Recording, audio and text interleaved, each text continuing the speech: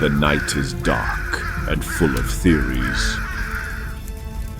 In The Phantom Menace, Qui-Gon Jinn discovers the Chosen One, a 9-year-old slave on Tatooine with more raw Force potential than any Jedi in history. He believes Anakin will bring balance to the Force. He fights to give the boy a chance at training. Then Darth Maul's lightsaber pierces his chest. Qui-Gon dies in Obi-Wan's arms, his final words a plea, "Train the boy." Obi-Wan keeps that promise, but he's young, freshly knighted, and unprepared for the responsibility. He trains Anakin out of duty, not understanding. Their relationship becomes strained. Anakin grows powerful but undisciplined, passionate but fearful. Eventually, that fear leads him to the dark side. But what if Qui-Gon survived? What if the maverick Jedi Master who saw the living Force in everything trained the Chosen One? What if Anakin learned from someone who questioned the Council's rigid dogma? What if he had a father figure who understood him, rather than a brother figure who couldn't?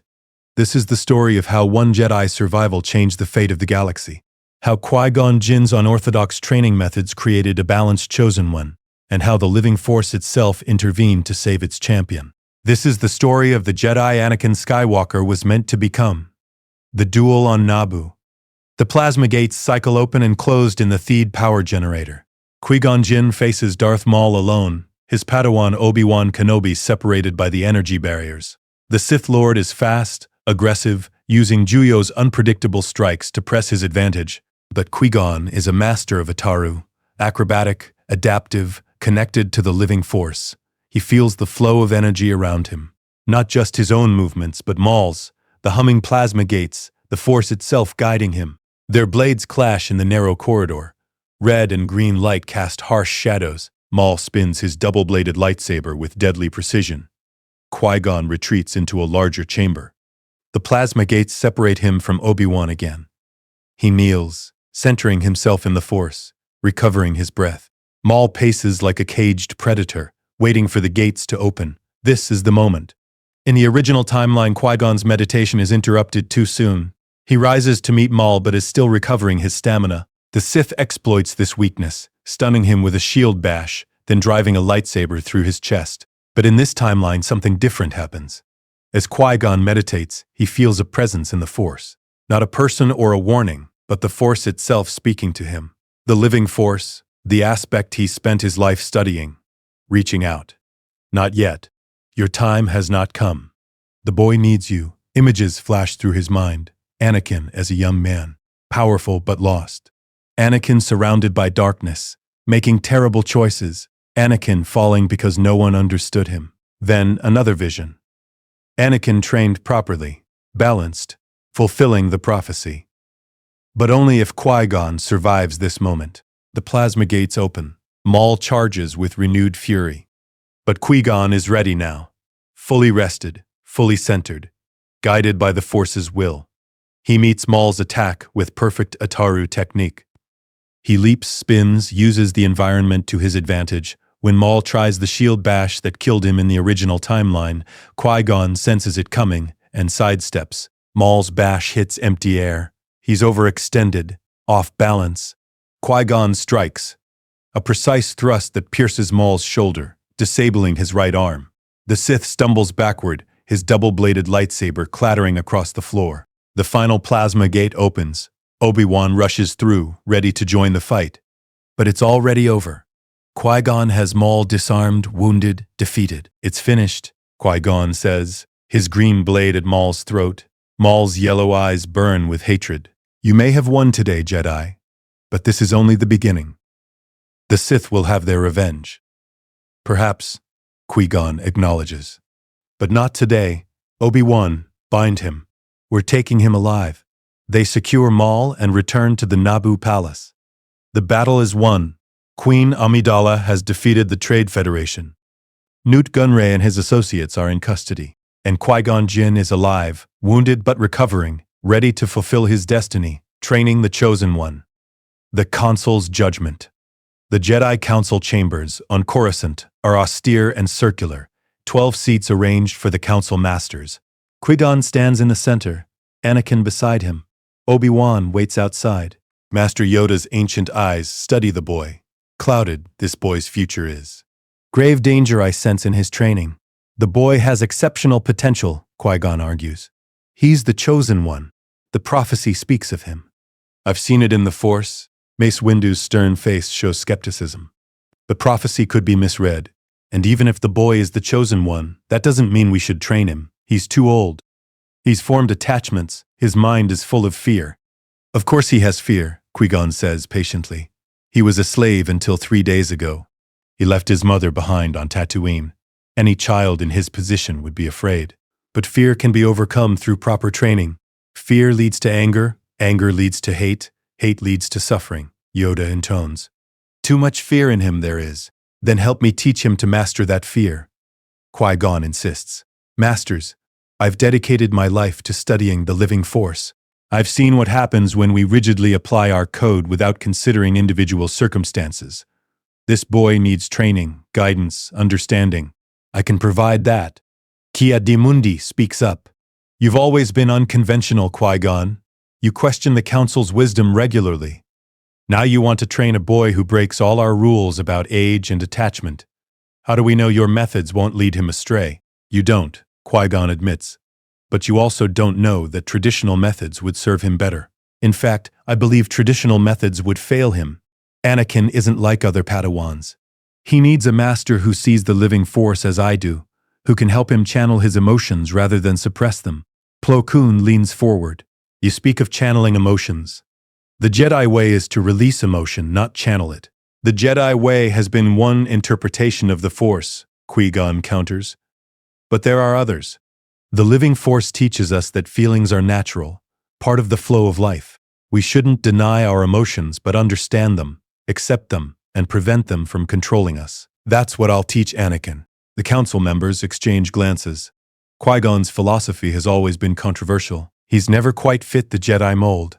But he's also one of their finest masters, respected despite his unorthodoxy. Yoda closes his eyes, reaching deep into the Force. He sees two paths.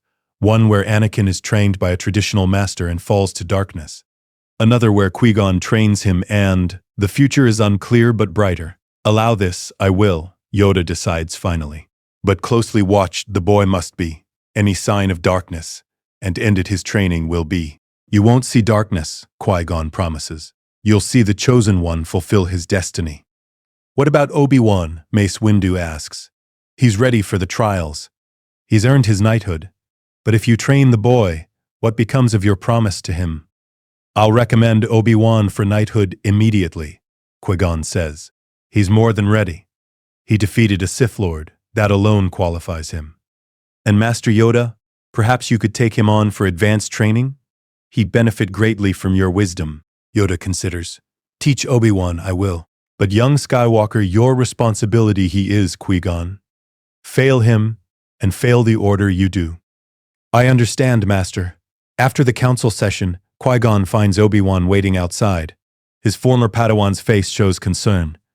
Master, I heard the council's decision. You're training the boy instead of finishing my training. Your training is finished, Obi-Wan. You're ready to be a Jedi Knight. More than ready. You've already surpassed many knights in skill and wisdom. But what about our partnership? We've been together for 13 years. And those years have prepared you for independence. Obi-Wan, you'll be a great Jedi. But Anakin needs something I can give him that you can't. Not yet. He needs someone who's lived longer, questioned more, understood the Force beyond the temple's walls. You think I'm too rigid, Obi-Wan says, understanding dawning. Not rigid. Young, you follow the code beautifully, and that's admirable. But Anakin needs someone who can teach him when to follow the code, and when to trust the living Force above written rules. That's a nuance you'll learn with time, but he needs it now. Obi-Wan accepts this, though disappointment lingers.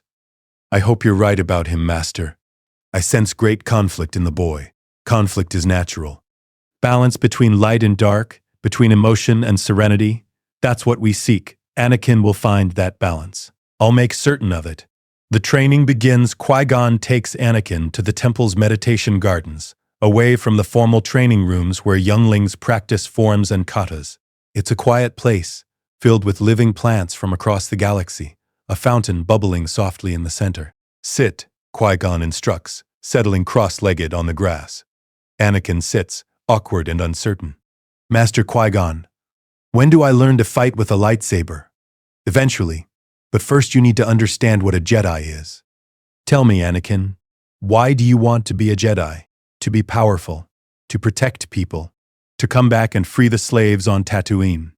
All noble goals, but they're outcomes, not reasons. Why do you want these things?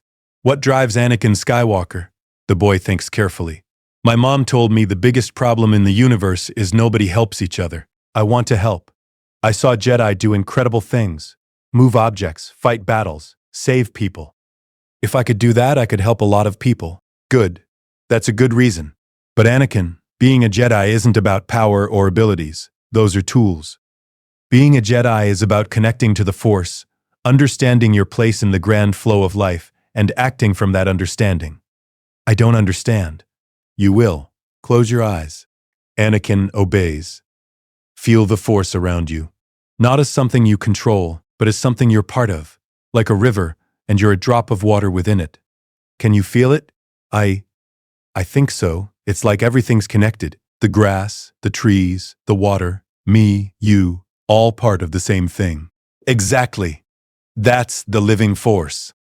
Most Jedi focus on the cosmic force, the grand destiny, the will of the Force itself. Those things matter. But I've spent my life studying the living Force, the immediate, flowing energy of life. That's what I'll teach you first. Over the following weeks, Qui-Gon's training is unlike anything the temple typically offers. Instead of rigid discipline and suppression of emotion, he teaches awareness and acceptance. You miss your mother, Qui-Gon observes one day during meditation. I can feel your sadness. I'm sorry, Master. I know Jedi aren't supposed to have attachments. Jedi aren't supposed to be controlled by attachments. There's a difference. You love your mother. That's natural and good. The question is, does that love strengthen you or weaken you? I don't know. Then let's explore it. Tell me about her. She's the kindest person I know. She always believed in me, even when I was just a slave with impossible dreams. She let me leave with you even though it broke her heart, because she knew it was best for me. She sounds remarkable. How does thinking about her make you feel? Sad that I left her, but also grateful and determined. I want to become the kind of Jedi she'd be proud of. Then your love for her is strength, not weakness. Hold on to that feeling, Anakin. Let it motivate you. But don't let fear of losing her control your decisions. There's a balance. This approach, acknowledging emotions rather than suppressing them, is revolutionary, and it works. Anakin learns quickly, because he's not fighting against his natural feelings. He's learning to understand them, accept them, and channel them constructively. When teaching lightsaber combat, Qui-Gon emphasizes the same philosophy. Form 4, Ataru, is about connecting to the Force through movement. You don't think about each strike. You let the Force flow through you, guiding your actions. Feel it. They spar in the training rooms. Anakin's raw talent is obvious. His reflexes are extraordinary, his spatial awareness perfect. But he's aggressive, trying to overpower Qui-Gon through brute force. Stop, Qui-Gon commands. You're fighting with anger. Why? I'm not angry. I'm focused. No, you're frustrated. You want to prove yourself. You want to win. That's ego, Anakin, and ego makes you predictable. Empty yourself. Fight from the Force, not from yourself. Anakin tries again, this time releasing his need to impress. His movements become fluid, natural. When he strikes, it's from instinct rather than conscious decision. Better, Qui-Gon approves. You're letting the Force guide you. That's the difference between a fighter and a Jedi. The Temple's other masters watch this unorthodox training with concern and curiosity. Some believe Qui-Gon is being too permissive, allowing the boy too much emotional freedom. Others see the results, a Padawan who's progressing faster than any in recent memory. After 6 months, Master Yoda visits one of their training sessions. Young Skywalker, demonstrate your skills, Yoda requests. Anakin ignites his training lightsaber and moves through Ataru forms with grace and power. His connection to the Force is visible. Objects in the room tremble slightly, responding to his presence. When he finishes, Yoda nods slowly, impressive. Much potential you have. But tell me, young one, afraid of losing your mother, are you? Anakin hesitates, glancing at Qui-Gon, who nods encouragingly. Yes, Master Yoda. I'm afraid something will happen to her, and I won't be there to help. And this fear, how do you handle it? Master Qui-Gon taught me to acknowledge the fear, understand it, but not let it control my choices. I love my mother, I'll always love her, but I can't live my life in fear of losing her. I have to trust in the Force. Yoda studies the boy carefully. Unconventional, Qui-Gon's teaching is. But working, it seems to be. Continue, you may, but cautious, you both must remain. The dark side seductive is, even for those who think they understand their emotions. We understand, Master, Qui-Gon assures him. After Yoda leaves, Anakin asks, Master, do you think I'm doing well? The Council doesn't seem to trust me. The Council is cautious. That's their role. But Anakin, you are exceeding every expectation I had. Your connection to the Force is extraordinary. You're learning not just techniques but wisdom. That's what matters. Why is your way different from other masters? Because I believe the Force is alive, immediate, present in every moment. Most Jedi focus on the cosmic force, the grand patterns, the prophecies, the unchanging will of the Force. That's important. But the living Force is what we experience right now. It's about being present, aware, responsive. That's what I'm teaching you. Will that make me the chosen one? The one who brings balance? I don't know. Prophecies are tricky things. But I do know that if you stay connected to the living Force, if you continue to grow in wisdom and compassion, you'll become exactly who you're meant to be. Whether that's the chosen one or simply a great Jedi, doesn't matter as much as becoming the best version of yourself. This philosophy, focusing on present growth rather than destined greatness, keeps Anakin grounded. He's not burdened by impossible expectations. He's simply learning to be a good person who happens to have extraordinary Force abilities. The trip to Tatooine. 2 years into Anakin's training, when he's 11 years old, Qui-Gon makes an unusual decision. Pack your things. We're going to Tatooine. Anakin's eyes widen. We're going to see my mother? Yes, it's been 2 years since you've seen her. That's too long. Attachments aren't forbidden, Anakin. Unhealthy attachments are. Maintaining a relationship with your mother, showing her you're well, that's healthy for both of you. The Council is skeptical when Qui-Gon requests permission for the journey. Taking the boy back to his homeworld could reinforce his attachments, Mace Windu warns. Or it could give him peace, Qui-Gon counters. He thinks about her constantly. Those thoughts distract him from training. Let him see that she's well, tell her about his progress. Then he can focus fully on his path without constant worry. Unorthodox, this is, Yoda muses. But sense it makes. Approve, I do. But Qui-Gon, careful you must be. The dark side strong on Tatooine is, especially in places of slavery and suffering. They take a small ship to Tatooine. During the journey, Qui-Gon teaches Anakin about Shmi's perspective. Your mother let you go because she loves you. That was an act of tremendous courage and selflessness. When we visit, she'll want to know you're happy, thriving, becoming the person she hoped you'd be. Show her that. Let her see that her sacrifice was worth it. I'll make her proud, Anakin promises. They land in Mos Espa and make their way to Watto's shop. The Toydarian is surprised to see them. Annie, you came back! And the Jedi Master too. Hello, Watto. I'm looking for my mother. Where is she? Ah, you don't know? I sold her to a moisture farmer named Cliegg Lars. Nice fellow. He freed her, actually. Married her. They have a homestead on the edge of the Dune Sea. Relief floods Anakin. His mother is free. Married, no longer a slave.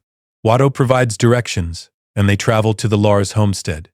It's a modest moisture farm, half buried in sand, to protect against the harsh twin suns. Cliegg Lars greets them, a weathered man with kind eyes. Can I help you? I'm looking for Shmi Lars, Shmi Skywalker. I'm her son. Cliegg's face lights up. Annie, she talks about you all the time. Shmi, come quick, you have visitors. Shmi emerges from the homestead, and her face transforms when she sees Anakin. Annie, is it really you? Mother and son embrace. Shmi weeps with joy. Look at you. You've grown so much. And you're a Jedi now. A Padawan, Anakin corrects. But yes, I'm training. Mom, this is my master, Qui-Gon Jinn. Qui-Gon bows respectfully. Mrs. Lars, your son speaks of you often. I wanted to meet the woman who raised such an exceptional young man. Please, call me Shmi. Come inside, both of you. I want to hear everything. They spend 3 days at the Lars homestead. Shmi is happy, truly happy. Cliegg is a good man who treats her with respect and love. She has a stepson, Owen Lars, who's close to Anakin's age. During quiet moments, Qui-Gon observes the family dynamics. He sees where Anakin's compassion comes from. Shmi's gentle wisdom, her insistence on helping others, her belief in doing what's right even when it's difficult. One evening, Shmi speaks privately with Qui-Gon. "Thank you for taking care of my son. I see how happy he is, how much he's grown. You're a good teacher. He's a good student, and much of who he is comes from you. You raised him with strong values. I taught him what I could. But there's so much I couldn't give him. Freedom, education, safety. You've given him all of that. I'm grateful. Shmi, I want you to know, I don't teach that attachments are forbidden. I believe love is natural and good. Anakin loves you deeply. I encourage that. It grounds him, reminds him what he's fighting for. The Jedi Order allows that? The Jedi Order is learning to evolve. I'm encouraging that evolution. Your son is helping me prove that acknowledging emotions and connections can strengthen a Jedi rather than weaken him. I hope you're right. I worry about him sometimes. He feels things so deeply. He always has. If something happened to someone he loved, I don't know how he'd handle it. That's what I'm teaching him. How to love fully while accepting that loss is part of life. It's a difficult balance, but I believe he can achieve it. When they leave Tatooine, Anakin is different. The constant worry about his mother has lifted. He's seen that she's safe, happy, free. That knowledge allows him to focus fully on his training. Thank you, Master, he says during the journey back, for letting me see her. You needed that closure. And Anakin, we'll visit again. You don't have to cut ties with your family to be a Jedi. That's an old rule that I believe needs changing. Family can be an anchor, not a chain. This single visit prevents the festering fear that consumed Anakin in the original timeline. He's not haunted by guilt about leaving his mother in slavery. He knows she's free and happy. That peace of mind changes everything. The Clone Wars begin when Anakin is 19.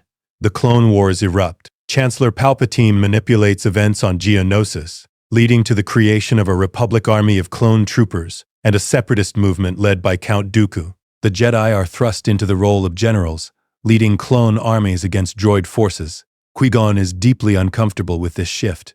We're peacekeepers, not soldiers, he tells the Council. Using the Jedi as military commanders goes against everything we stand for. Agree, I do, Yoda says heavily. But choice, we have not. Protect the Republic, we must. Refuse this role and chaos will reign. Then we proceed, but carefully. We must not lose ourselves in this war. Anakin especially. He's powerful, but he's young. Throwing him into battle could push him toward darker impulses. Mace Windu disagrees. Skywalker is 19, fully trained, and one of our finest duelists. We need him on the battlefield. He's ready for combat, Qui-Gon acknowledges, but not for command. Not yet. He needs more tempering, more wisdom. I want to keep him with me during campaigns rather than giving him independent command. The Council agrees to this compromise.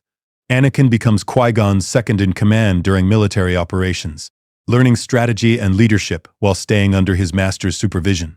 Their first major battle is on Christophasis. Separatist forces have blockaded the planet, and the Republic needs to break through. On the ground, Qui-Gon leads a battalion of clone troopers against droid forces. Anakin fights beside him, his lightsaber work extraordinary. He's fearless but not reckless, powerful but controlled. During a lull in fighting, a young Togruta appears, Ahsoka Tano, assigned as Anakin's Padawan. Master Skywalker? I'm Ahsoka Tano. Master Yoda sent me. Anakin is confused. I'm not a master. I'm barely a knight. Well, Master Yoda seems to think you're ready to train someone. Qui-Gon approaches, smiling at the young Padawan. Ahsoka Tano, I've heard good things about you. And the Council is right. Anakin is ready to train a Padawan. He's learned much over the years. Now it's time to pass that knowledge on. Anakin protests. Master Qui-Gon, I'm still learning from you. How can I teach someone else? Teaching is the best way to master what you've learned. And Ahsoka won't replace our relationship. She'll add to it. The three of us will work as a team. This arrangement is unusual, a master, his knight, and his knight's Padawan all operating together. But it works beautifully. Qui-Gon teaches strategic thinking and big-picture philosophy. Anakin teaches combat technique and tactical improvisation. Ahsoka brings fresh perspective and questions everything, forcing both men to explain their reasoning. They become known as one of the Republic's most effective teams. They win battles not through overwhelming force, but through cleverness and coordination. Anakin proves to be an excellent teacher. He remembers Qui-Gon's patient approach and applies it with Ahsoka. When she makes mistakes, he doesn't berate her but helps her understand what went wrong. "You attacked too aggressively," he tells her after a skirmish. "You were trying to prove yourself. I used to do the same thing. But aggression without strategy is just chaos. Feel the flow of battle. Strike when the moment is right, not when your ego demands it." "Yes, Master," Ahsoka says, absorbing the lesson. Qui-Gon watches these teaching moments with satisfaction. Anakin has internalized the lessons of balancing emotion and action. Now he's passing them on. But the war is changing everyone. Even Qui-Gon feels it. The constant violence, the pressure to win at any cost, the political manipulation from Coruscant. The dark side grows stronger with every battle. "We must be vigilant," Qui-Gon warns Anakin and Ahsoka during a meditation session. "War pulls us toward darkness. We see enemies to destroy rather than living beings to protect. We calculate casualties like numbers on a datapad. This is dangerous. We must remember why we fight, not for victory, but to protect innocent lives." "But Master," Ahsoka asks, "if we don't focus on winning, won't we lose? And if we lose, won't more innocent people die? That's the paradox of war. We must fight to win, yes, but we can't lose our compassion in the process. Every droid we destroy represents resources that could feed people. Every clone who dies was a living being with thoughts and dreams. Even the separatists are people who believe they're fighting for something good. Hold on to that perspective. Never let war make you stop seeing the living beings behind every action." These discussions keep all three of them grounded. While other Jedi become hardened by combat, Qui-Gon's team maintains their connection to the living force and their compassion for all life. Padme. During the mission to Coruscant, Anakin reconnects with Padme Amidala, now Senator of Naboo. They first met when he was 9 and she was 14. Now he's 19 and she's 24, both adults navigating a galaxy at war. Their connection is immediate and powerful. Padme is drawn to Anakin's passion and idealism. Anakin is captivated by her intelligence and dedication to democracy. They begin spending time together between military campaigns. It's innocent at first. Conversations about politics and philosophy, walks through Coruscant's gardens, shared meals, but feelings deepen. Anakin realizes he's falling in love with her. In the original timeline, this realization triggered panic. The Jedi Code forbids attachment. Falling in love meant choosing between his feelings and his duty. That internal conflict made him vulnerable to manipulation. But Qui-Gon's teaching has prepared him differently. "Master, I need advice," Anakin says during a private conversation. "I think I'm falling in love with Senator Amidala," Qui-Gon observes. "It's not a question." "Yes, but the code forbids attachment. I don't know what to do. Tell me what you're feeling." "When I'm with her, I feel complete. Like she understands me in ways no one else does. She challenges me intellectually. She makes me want to be better. But I'm afraid. Afraid of losing her. Afraid of betraying the Jedi. Afraid of making the wrong choice." "Good. Fear tells you what matters to you. Now, let's examine it. Why does the code forbid attachment?" "Because attachment leads to possessiveness, jealousy, fear of loss. Those emotions lead to the dark side." "Exactly. But Anakin, there's a difference between healthy love and possessive attachment.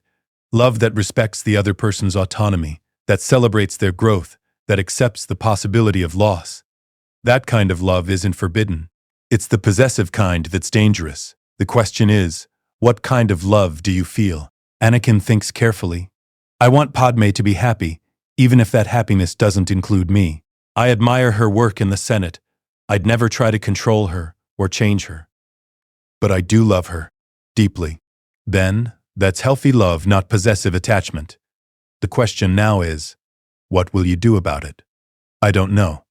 If I pursue a relationship with her, I'd be breaking the code. But if I suppress my feelings, I'd be denying a fundamental part of who I am. This is the paradox I've wrestled with my entire life," Qui-Gon admits. The Jedi Order demands emotional detachment, but the living force flows through our emotions. We're told to deny connection, but connection is what makes us alive. I believe the Order's interpretation of the code is flawed, but changing that interpretation requires time and many voices. For now, you must decide what path you'll walk. What would you do? I would be honest, with myself, with Padme, and eventually with the Council. The Order needs to evolve, Anakin. Rules that were written thousands of years ago may not serve us now. Perhaps your generation will be the one to change them. But that change requires courage. The courage to stand by your principles, even when tradition opposes you. Encouraged by his master's wisdom, Anakin speaks honestly with Padme. I have feelings for you. Strong feelings. But I'm also a Jedi, and the code forbids attachment. I don't know how to reconcile these things. Neither do I, Padme admits. I care about you deeply, Anakin, but I'm a senator. My duty is to the Republic. A relationship with a Jedi would be complicated politically and personally. Yet I can't deny what I feel. Then, perhaps we take it slowly. We spend time together, get to know each other, and see where this leads. No secrets, no pressure. Just honesty. They begin a relationship built on openness and mutual respect. It's not the secret forbidden passion of the original timeline. It's a mature partnership between equals. Qui-Gon knows about the relationship and approves, though he cautions discretion. The Council isn't ready to accept this openly, but I won't ask you to hide who you love. Just be wise about how public you make it. This open, healthy relationship prevents the fear and possessiveness that consumed Anakin in the original timeline. He's not hiding a terrible secret. He's not torn between duty and love. He's simply a young man in a relationship, navigating it with honesty and support from his master. The turning point. The war has raged for 2 years when Anakin faces his greatest test. The Council sends him and Ahsoka on a mission to Zygeria, where a slave empire has re-emerged. The Zygerians have captured 50,000 Togruta colonists from Kyros and are selling them into slavery. Anakin must go undercover as a slaver to infiltrate their markets and free the captives. Pretending to be a slaver triggers deep trauma. Anakin was a slave until he was 9. His mother was enslaved for decades. Every moment of this mission is agony. He sees people in chains, families separated, dignity stripped away. The Zygerians treat sentient beings like property, exactly as Watto once treated him. The rage builds. The dark side whispers that he could solve this with violence. Kill every slaver in the city, burn their markets to the ground, free everyone through sheer force. During a moment alone, Anakin's hands shake with barely controlled fury. He reaches for his lightsaber, ready to abandon the mission and just start killing. Then Qui-Gon's voice comes through his comlink. Anakin, I sense your turmoil. Breathe. Center yourself. Remember the living force. Master, I can't do this. I can't pretend to be one of them. I was a slave. My mother was a slave. These people, they're monsters. Yes, they are. But if you give in to rage now, you'll become a monster too. A different kind, but still a monster. The captives need you to complete this mission, not abandon it for revenge.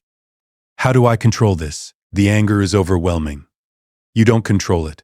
You acknowledge it, accept that it's there, and then choose to act from wisdom rather than emotion. You're angry because you care about these people. That's good. Channel that care into saving them properly, not into violence that might get them killed. Anakin forces himself to breathe deeply, connecting to the living force as Qui-Gon taught him. The rage doesn't disappear, but it loses its grip on him. I'm okay. I can do this. I know you can. The Force is with you. Anakin completes the mission. They free all 50,000 Togruta colonists and dismantle the Zygerian slave network through careful strategy rather than rage-fueled violence. After the mission, Qui-Gon meets with Anakin privately. That was your darkest moment since I started training you. You came closer to the dark side than ever before. I know. Master, I'm sorry.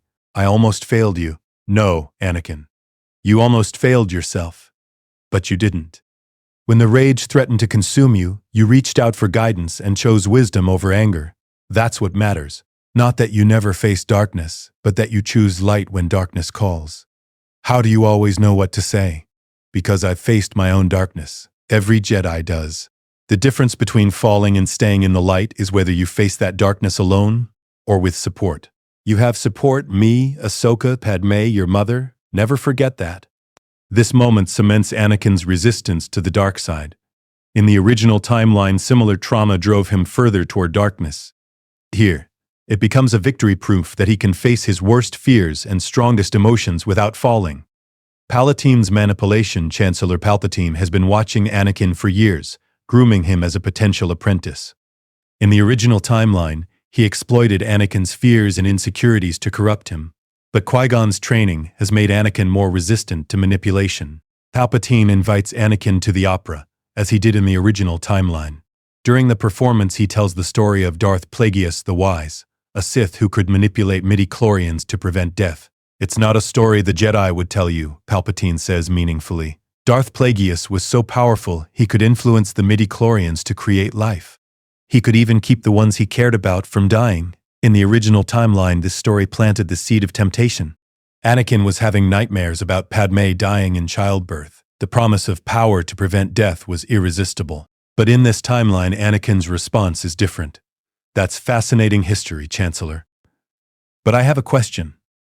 If Plagueis could prevent death, why did he die? His apprentice killed him in his sleep. Ironic. He could save others from death, but not himself. So his power didn't actually protect him from death, it just delayed the inevitable. That doesn't sound like true mastery. It sounds like fear of loss masquerading as power. Palpatine is taken aback. This isn't the response he expected. You're quite philosophical for one so young. My master taught me that fear of loss is worse than loss itself. If Plagueis spent his life fearing death and trying to prevent it through dark side power, he never truly lived. He was controlled by fear. That's not strength. That's weakness. And you don't fear losing those you love? Senator Amidala, for instance? Anakin meets Palpatine's eyes steadily. Of course I fear it, but I don't let that fear control my decisions. Master Qui-Gon taught me to acknowledge fear, understand it, and choose my actions based on wisdom rather than emotion.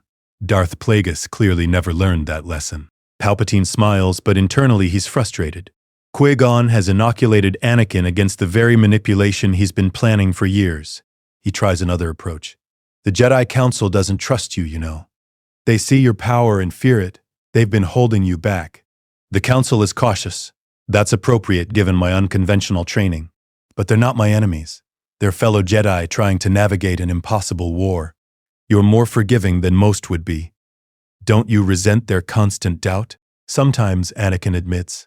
But Master Qui-Gon taught me that resentment is poison. The Council has legitimate concerns about my training. They're not wrong to be cautious. My job is to prove through my actions that their caution is unnecessary, not to resent them for having it. Again, Palpatine finds himself blocked. Every angle he tries, Qui-Gon's teaching has already addressed. Anakin is too grounded, too self-aware, too supported to be easily corrupted. Palpatine realizes he needs a different strategy. He can't turn Anakin through manipulation alone. He'll need to create a crisis that forces the young Jedi to choose between his loved ones and his principles. The vision, as in the original timeline. Anakin begins having visions. He sees Padme dying in childbirth, just as he foresaw his mother's suffering before rescuing her. The visions terrify him. Padme is pregnant. They married in secret a year ago, following Qui-Gon's advice to be honest about their relationship. Now she's carrying his child, and his visions show her dying. He confides in Qui-Gon immediately, not hiding his fear. Master, I'm having visions again, like the ones about my mother. But this time, I see Padme. She's dying in childbirth. I see it clearly. Qui-Gon's expression is grave. Force visions show possible futures, not certain ones. When you saw your mother suffering, that vision led you to save her. Perhaps this vision is a warning, not a prophecy. But what if I can't save her? What if she dies despite everything I do? Then you'll grieve, and eventually heal, and continue living. Anakin, death is part of life. Even Jedi can't prevent it forever. There has to be a way, some power, some technique. The Jedi healing arts will do everything possible to help her. But ultimately, life and death are beyond our control. What we control is how we face these possibilities, with wisdom and acceptance, or with fear and desperation. Chancellor Palpatine told me about a Sith Lord who could prevent death. Darth Plagueis, he said. I know what he said, Qui-Gon interrupts sharply. and I'm deeply concerned that he told you that story. Anakin, the dark side offers power through corruption.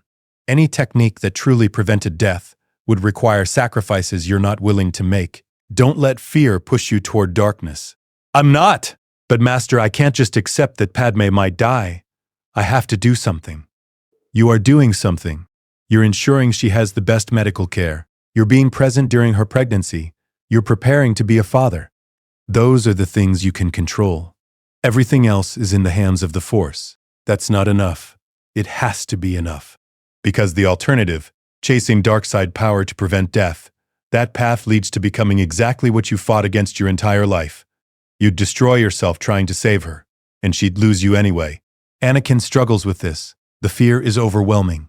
But Qui-Gon's words give him something to hold on to, a framework for accepting uncertainty without giving in to desperation. He also talks with Padme about his fears. Anakin, I'm terrified too, she admits. Childbirth is dangerous. But we have excellent medical droids and skilled healers. We'll do everything right. Beyond that, we have to trust in the Force, as you've taught me. What if it's not enough? Then it's not enough. And you'll raise our child alone and tell them about me and eventually find peace. But darling, you can't live in fear of my death. That's not living. That's just suffering in advance of loss that may never happen. Her pragmatism helps. Anakin realizes he's being given the same lessons he's taught Ahsoka. Acknowledge fear, understand it, but don't let it control you. He meditates on this, connecting deeply to the living Force. And in that meditation, he has a revelation. The vision of Padme dying isn't inevitable. It's showing one possible future.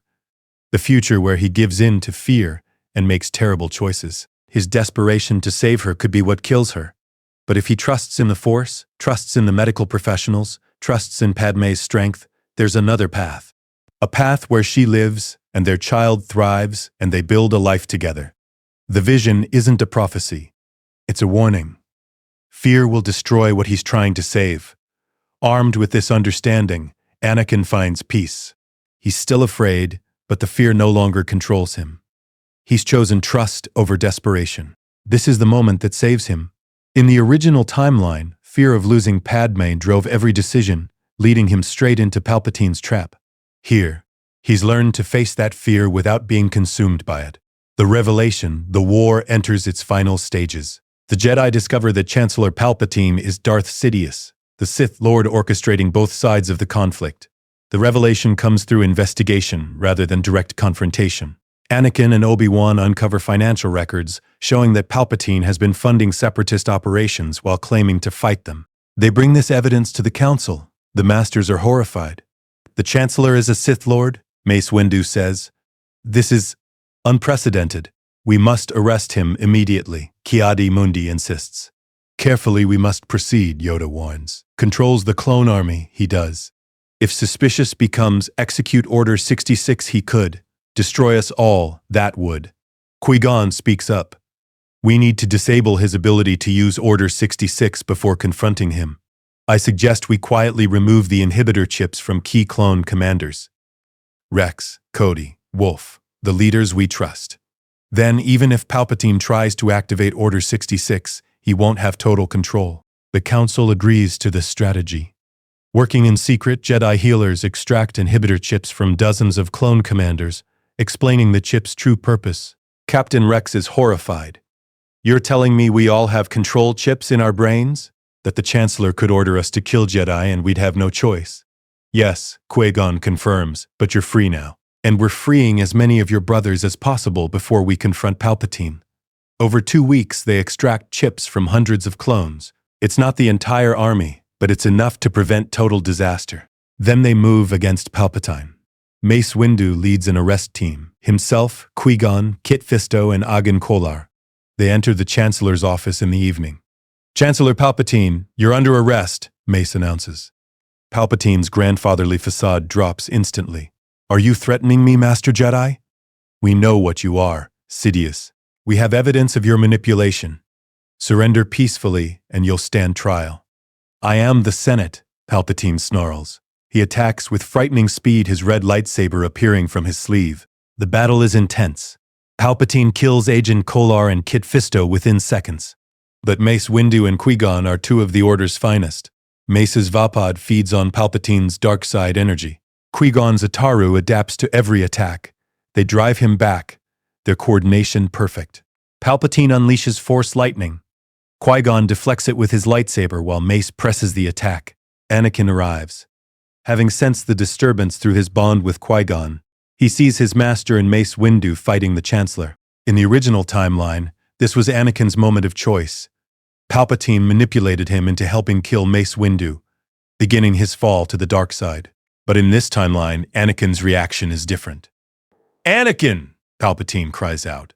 "Help me! They're traitors trying to overthrow the Republic." "No, Chancellor," Anakin says coldly. "You're the traitor. You're Darth Sidious. You orchestrated this entire war. You manipulated all of us. I can save Padme. Your visions of her death, I can prevent them. Only I have that power. You're lying. You've always been lying. Master Qui-Gon taught me to see through manipulation. Whatever happens to Padme, I'll face it without betraying everything I believe in." Palpatine realizes he's lost Anakin. His rage explodes. He unleashes a massive wave of Force lightning at all three Jedi. They work together to deflect it. The lightning rebounds into Palpatine's face, scarring and disfiguring him. His face becomes the grotesque mask of the Emperor. Mace Windu disarms him with a precise strike. Palpatine falls, defeated. "You are under arrest," Mace declares. Palpatine struggles weakly. "You can't. The Senate will never convict me. I've been too clever, too popular." "Then we'll present our evidence and let democracy decide," Qui-Gon says. "Either way, your war ends today." They take Palpatine into custody. Commander Cody and freed clone troopers secure him in a force-suppressing cell. Palpatine tries one last time to activate Order 66. The command goes out across the galaxy: execute Order 66. Many clones, those still with inhibitor chips, turn on their Jedi generals. Across the galaxy, Jedi are killed by the troops they led. But hundreds of clones have been freed from the chips. They refuse the order and protect their Jedi.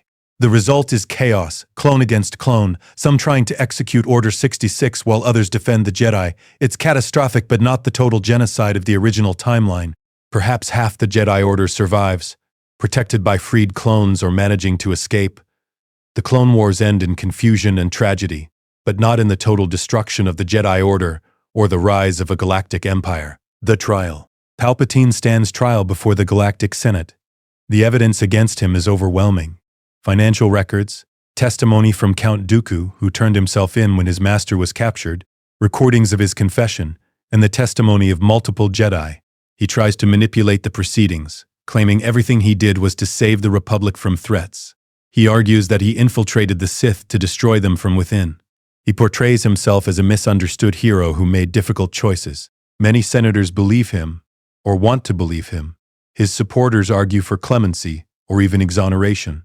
But others, led by Padme Amidala, Bail Organa, and Mon Mothma, push for justice. They present the evidence methodically. The clone army's inhibitor chips, Order 66's activation, the manipulation of both sides in the war.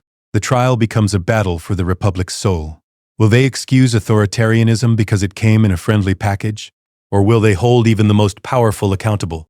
Anakin testifies about Palpatine's attempted manipulation.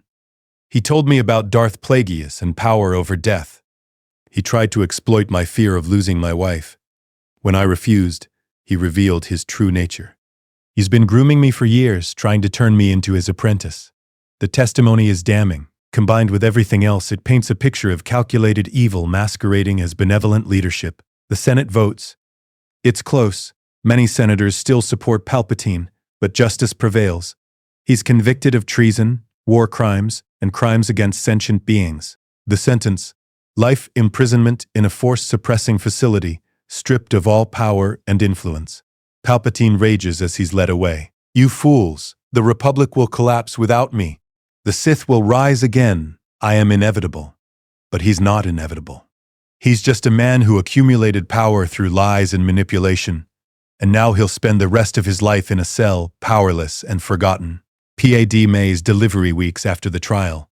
Padme goes into labor. Anakin is by her side, holding her hand through every contraction. His visions haunt him. Every moment of pain she experiences he fears might be the beginning of her death. But he doesn't let fear control him.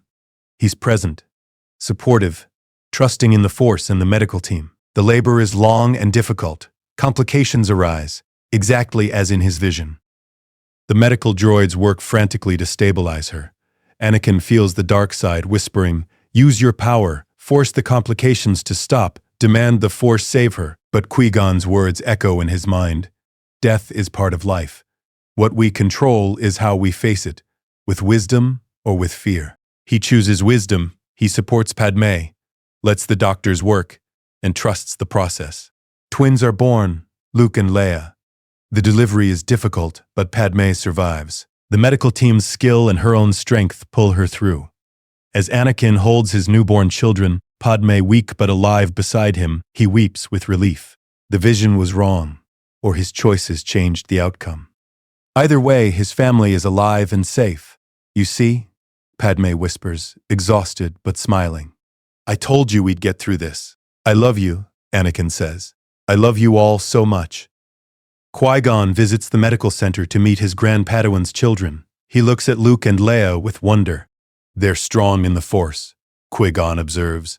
"Both of them." The Skywalker legacy continues. "Will you help me train them when they're old enough?" Anakin asks. "Of course, though I suspect by then you won't need my help." "You've surpassed me in many ways, Anakin. You've become the Jedi I always knew you could be.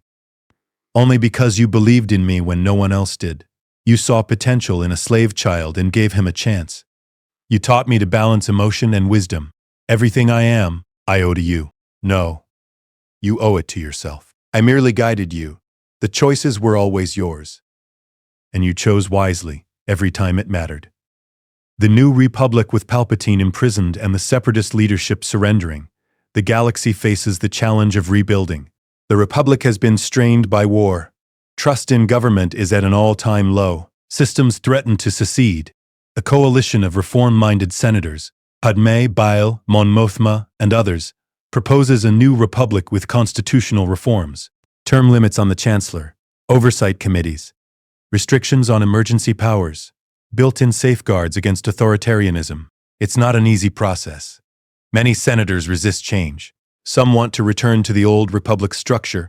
Others want more radical reforms. But gradually, consensus emerges.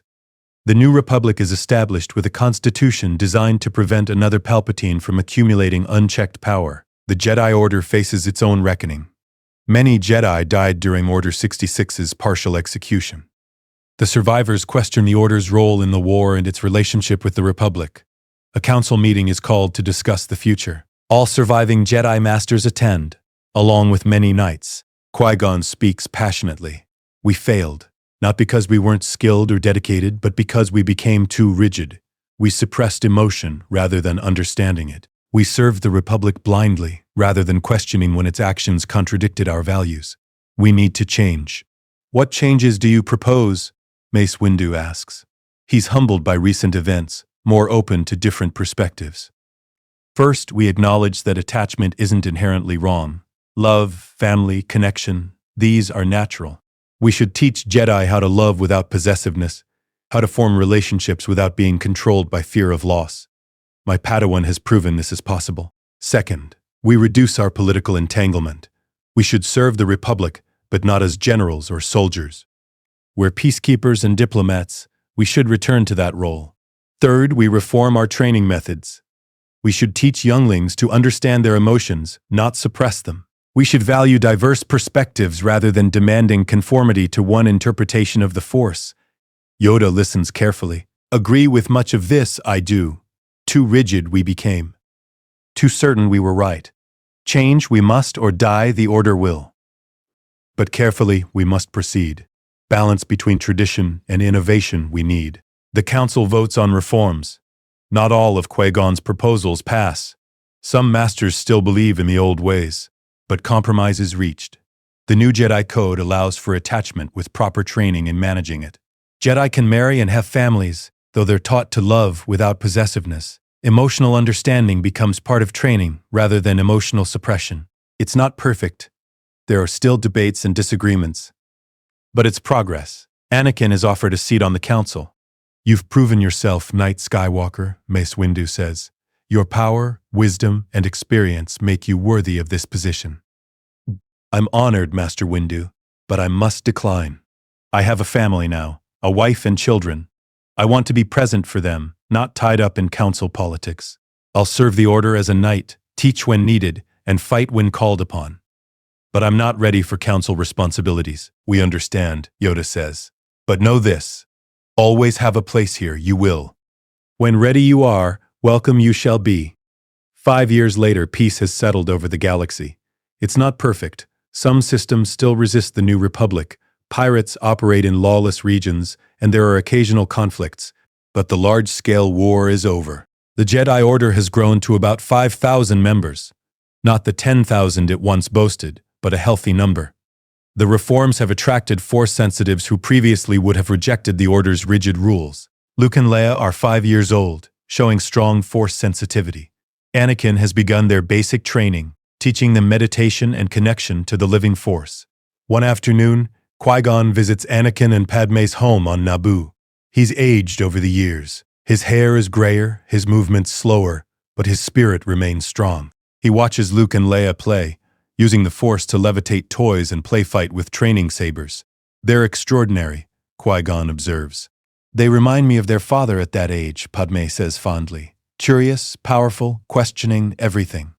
The galaxy is fortunate to have another generation of Skywalkers, though I hope these two have an easier path than their father did.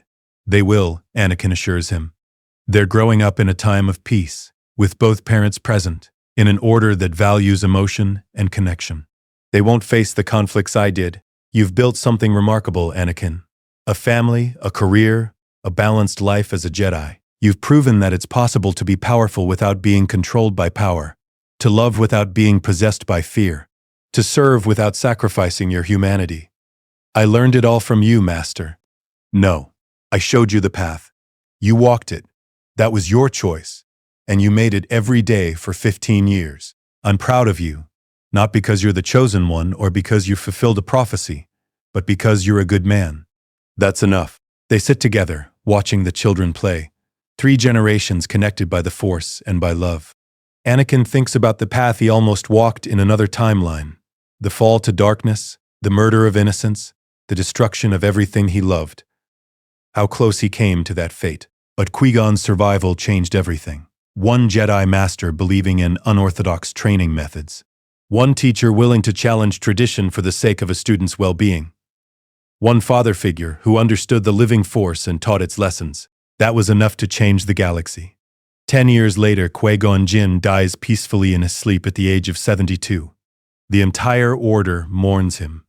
He's remembered not just as a skilled warrior or wise teacher, but as the Jedi who challenged tradition and changed the Order forever.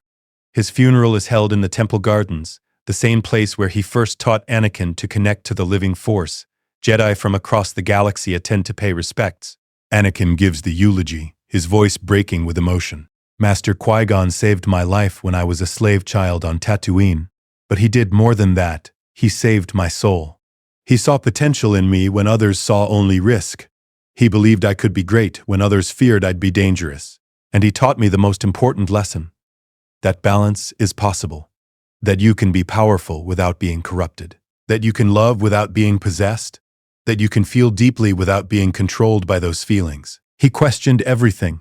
The Council's decisions. The Code's interpretation. The Order's traditions. Not because he was rebellious, but because he genuinely sought truth. He understood that living beings are complex. That rules written 1,000 years ago might not serve us today, that the Force itself is alive and evolving. Because of his teaching, the Jedi Order is different now. Better, I believe. More balanced. More compassionate. More connected to the living beings we serve. That's his legacy, not the battles he won or the missions he completed, but the fundamental change he inspired in how we understand what it means to be a Jedi. Master, wherever you are in the Force, I hope you know how much you mattered. Not just to me, but to everyone whose life you touched. You saved me from a dark fate. You saved the Order from stagnation. You saved the galaxy by believing in one slave child's potential. Thank you for everything. Qui-Gon's body is cremated in the traditional Jedi manner. As the flames rise, Anakin feels his presence one last time in the Force, not a ghost but a warmth, an assurance that everything worked out as it should. 20 years after the Clone Wars, Luke and Leia are 25 years old now, both Jedi Knights in their own right. Luke is a master duelist, his lightsaber technique refined and powerful. Leia excels at Force diplomacy and serves as a senator, following in her mother's footsteps while maintaining her Jedi training. They're different from previous generations of Jedi because they were raised with balance, emotion acknowledged but controlled, family valued but not possessive, power wielded but not craved. Anakin, now 44, serves as an instructor at the temple. He teaches advanced students about balancing emotion and wisdom, drawing on his own experiences. One of his students asks, "Master Skywalker, is it true you almost fell to the dark side?" Several times, Anakin admits honestly, "When my mother was tortured, when I worked undercover among slavers, when I feared losing my wife during childbirth. The dark side called to me, promised quick solutions to hard problems. I was tempted. What stopped you?" Several times, Anakin admits honestly. "When my mother was tortured, when I worked undercover among slavers, when I feared losing my wife during childbirth, the dark side called to me, promised quick solutions to hard problems. I was tempted. What stopped you?" "My master, Qui-Gon Jinn. He taught me that the dark side offers power through corruption. You gain strength by sacrificing your principles. But that strength is hollow. Real strength comes from facing your fears without being controlled by them, from loving without possessing, from wielding power without letting it wield you. That's the balance we seek as Jedi." "Did you ever resent the Council for doubting you?" "Yes, sometimes, but resentment is poison. The Council had legitimate concerns about my unconventional training. They weren't wrong to be cautious. My job was to prove through my actions that their caution was unnecessary. And eventually, I did. That's how you change minds, not through anger or force, but through patient demonstration of a better way." The students absorb these lessons. They're learning from a Jedi who's faced darkness and chosen light, who's balanced family and duty, who's lived the philosophy rather than just preaching it. After class, Padme finds Anakin in the temple gardens. She's 50 now, her hair showing streaks of silver, but she's as beautiful to him as when they first met. "Nostalgic?" she asks, seeing him standing where Qui-Gon first taught him. "Always. This place reminds me of where everything began, a scared child learning to trust the Force. A patient master teaching him balance. It's where I learned who I am. Qui-Gon would be proud of you, of what you've become." "I hope so. I try to honor his memory by passing on his teachings. Every student I train, I teach them what he taught me. It's my way of keeping him alive." "He's alive in more ways than that," Padme says, gesturing to the thriving garden around them. "His philosophy changed the entire order. Thousands of Jedi now train in methods he pioneered. His legacy isn't just you, it's everyone who benefits from the reforms he inspired." "I know, but sometimes I miss him. His patience, his wisdom, his ability to see what others missed. The Order lost something irreplaceable when he died. The Order gained something irreplaceable when he taught you. You're his legacy, Anakin. You're proof that his unorthodox methods worked, and now you're passing those methods on to the next generation. That's how legacies survive, through the students who carry forward what they learned." They walk through the gardens together, hand in hand, two people who've built a life together against long odds. Behind them, students practice meditation and lightsaber forms, learning balance and wisdom.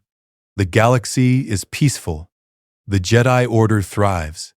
The Skywalker family has grown, all because one Jedi Master survived a duel he was meant to lose and trained a slave child to become the best version of himself. 30 years after the Clone Wars, Anakin Skywalker is 54 years old. His hair is gray, his face lined with decades of living, but his connection to the Force remains strong. He sits in the council chamber as a member. He finally accepted the position 5 years ago when he felt ready for the responsibility. Around him sit other masters, including his own children, Luke and Leia, who've both earned council seats through exceptional service. They're discussing the next generation's training. A young Force-sensitive has been discovered on a distant world, and debate rages about whether to bring the child to Coruscant for training. The child is very young, one master argues. Traditional practice was to start training as early as possible. Traditional practice also failed to prevent the Sith's rise, Anakin counters. We need to consider each child individually. What does this child need? What do the parents want? What serves the living Force best? You speak of the living Force often, Master Skywalker. Your master's philosophy. Yes, because Qui-Gon was right. The Force isn't just about grand destinies and cosmic patterns. It's about the immediate, the present, the living energy flowing through all of us. Every decision we make should honor that. The debate continues, but Anakin's voice carries weight now. He's proven through decades of service that Qui-Gon's methods work. The Council respects his perspective, even when they disagree. After the session, Anakin walks the temple halls. He passes the room of 1,000 fountains, where Padawans meditate and train. He sees younglings learning basic Force techniques, their instructors patient and encouraging. The Order is healthy. Membership has grown to nearly 8,000 Jedi. The reforms Qui-Gon championed have attracted Force sensitives who previously would have rejected the old Order's rigid structure. Jedi now serve as peacekeepers, diplomats, and advisors. They're no longer generals in a clone army. They've returned to their proper role, servants of the Force and the people, not weapons of the state. Anakin feels Qui-Gon's presence in the Force sometimes. Not a ghost. Qui-Gon became one with the Force completely, but an echo, a warmth, a sense of approval.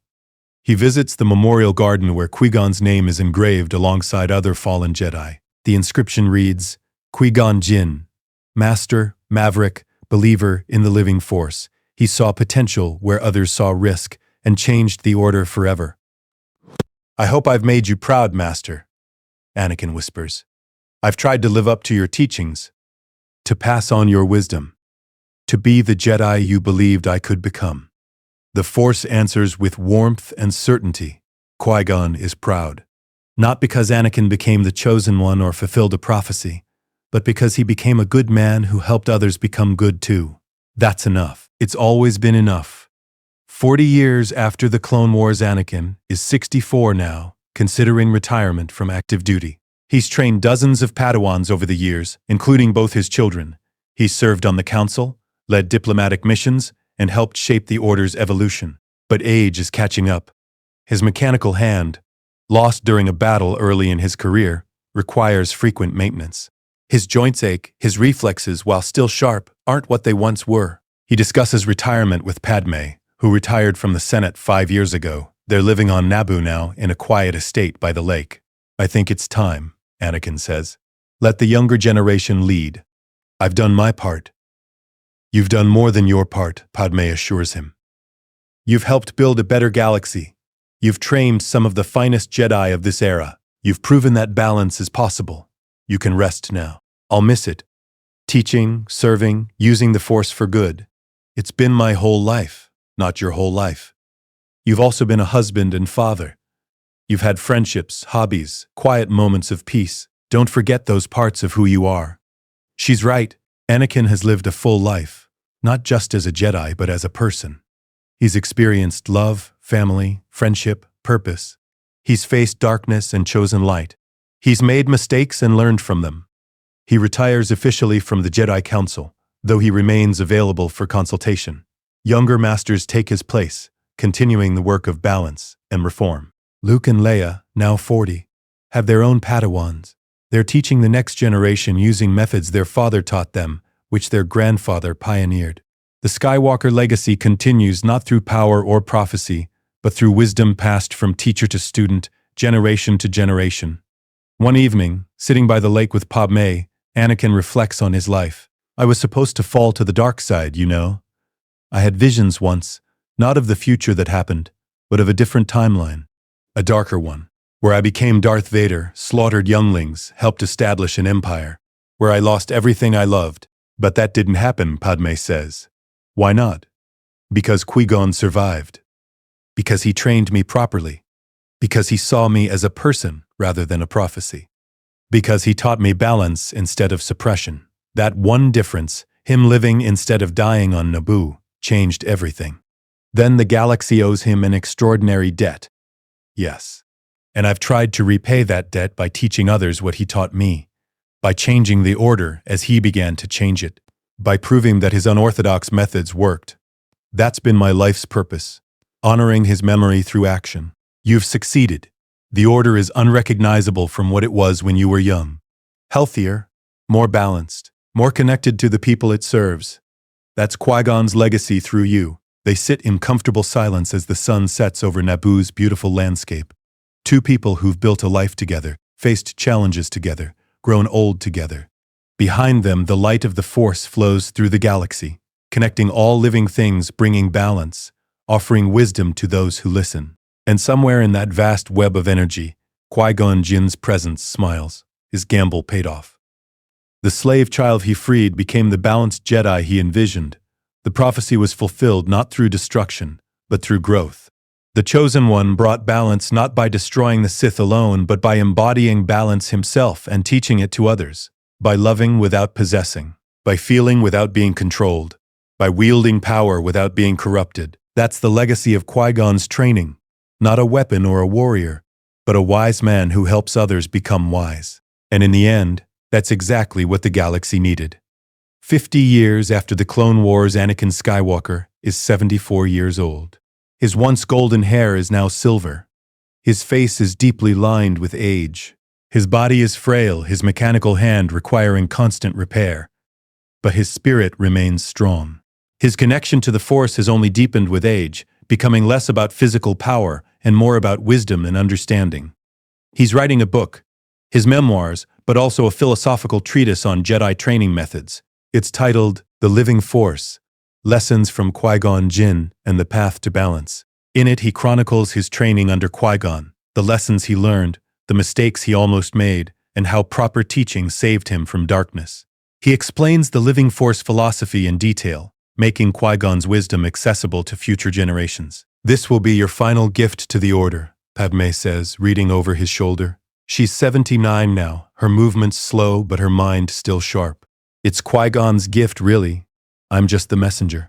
He understood things about the Force that most Jedi never grasped. He saw that life is messy, emotional, complex, and that's okay. That's natural. Our job isn't to suppress that messiness, but to understand it and work with it. Will younger Jedi listen? Some will, others won't. That's always been true. But I have to try. I owe it to Qui-Gon to preserve his teachings, and I owe it to future Padawans who might struggle as I struggled. If this book helps even one Jedi find balance, it will have been worth writing. Luke and Leia visit often during this period. They're both in their 50s now, respected masters with decades of service behind them. Luke has become a legendary instructor, training some of the finest duelists in the Order. Leia has served as both senator and Jedi, bridging the gap between the Order and the Republic government. Both have families of their own. Luke married a fellow Jedi and has 2 sons. Leia married a pilot named Han Solo, a relationship that started rocky but grew into deep partnership, and has a son named Ben. The Skywalker family gatherings are loud, chaotic, and joyful. 3 generations of Force sensitives sharing meals, telling stories, training together. During one such gathering, young Ben asks his grandfather, "Papa Anakin, were you really the Chosen One? That's what the prophecy said, that I'd bring balance to the Force. Did you?" Anakin considers the question carefully. "I think so, but not in the way people expected. The Jedi thought the Chosen One would destroy the Sith through combat, and I helped do that. We captured Darth Sidious and prevented his empire from rising. But I think the real balance came from something else." "What?" "From proving the Jedi can be whole people, that we can love our families, feel our emotions, live full lives without falling to darkness. For too long, the Order taught that we had to cut off part of our humanity to serve the Force. I showed that's not true. That's the balance, being fully human and fully Jedi at the same time." "How did you learn to do that?" "From my master, Qui-Gon Jinn. He taught me that the Force isn't separate from life, it's part of life. And being a good Jedi means being a good person first. Everything else flows from that." Ben absorbs this wisdom. He's only 10 years old, but already showing the sharp intelligence and strong Force connection that runs in the family. Watching his grandson, Anakin thinks about the future. The Skywalker line will continue. Force sensitivity will be passed down through generations. His teachings, really Qui-Gon's teachings, will spread further than he could have imagined. That's legacy, not in power or prophecy, but in wisdom passed forward, each generation building on what came before. The end of a life. Anakin Skywalker dies peacefully at age 76, surrounded by family. Padme holds his hand on one side, Luke on the other, Leia at his feet. His grandchildren are there too, along with Ahsoka Tano, now ancient herself but still sharp as ever. His final words are simple. "I did my best. I hope it was enough. It was more than enough, Padme assures him through her tears. You saved the galaxy, raised a family, changed the Jedi Order for the better. You lived a full life without falling to darkness. That's everything, my love. That's everything. Anakin smiles, at peace. He feels Qui-Gon's presence in the Force, welcoming him home. And beyond that, he senses his mother Shmi waiting. He closes his eyes for the last time, releasing himself into the Force. His body is cremated in the Jedi tradition. The entire Order attends his funeral. Thousands of Jedi, politicians, friends, and grateful beings whose lives he touched over his 76 years. Luke gives the eulogy, his voice strong despite his grief. My father was the chosen one. The prophecy said he would bring balance to the Force. And he did, but not through destruction. He brought balance by embodying it, by being powerful without being corrupted, by loving without possessing, by feeling deeply without being controlled. He proved that Jedi can be whole people. That we don't have to choose between duty and family, between service and love, between power and compassion. We can have all of it if we learn balance. He learned that from his master, Qui-Gon Jinn, who saw potential in a slave child when others saw only risk, who taught the living Force when others taught dogma, who questioned tradition to find truth. My father spent his life honoring that teaching, passing it on to others, changing the Jedi Order fundamentally. Today, the Order is stronger than ever. We have 8,000 members. We serve the galaxy as peacekeepers and diplomats. We train Padawans with balance and wisdom. We acknowledge emotion while teaching control. We value family alongside duty. All of this comes from my father's example, which came from Qui-Gon's teaching.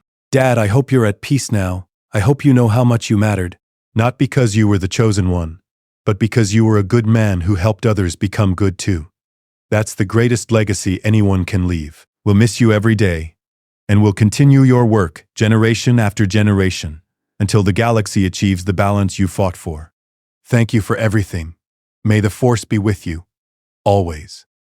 As Anakin's body burns, his spirit joins the Force completely. He becomes one with the vast web of energy that connects all living things. But his influence remains. In his children and grandchildren. In the thousands of Jedi he trained or inspired. In the philosophical writings he left behind. In the fundamental changes he brought to the Jedi Order. Most importantly, in the proof he provided. That the Chosen One's purpose wasn't destruction, but balance. Not in separating light from dark, but in showing they could coexist in one person without corruption. Anakin Skywalker fulfilled his destiny, not by becoming Darth Vader and then returning to light at the cost of his soul, but by never falling in the first place. All because one Jedi Master survived a duel, believed in unorthodox methods, and taught a slave child that balance was possible. That's the power of a good teacher. That's the legacy of Qui-Gon Jinn. And that's the story of the Jedi Anakin Skywalker was always meant to be.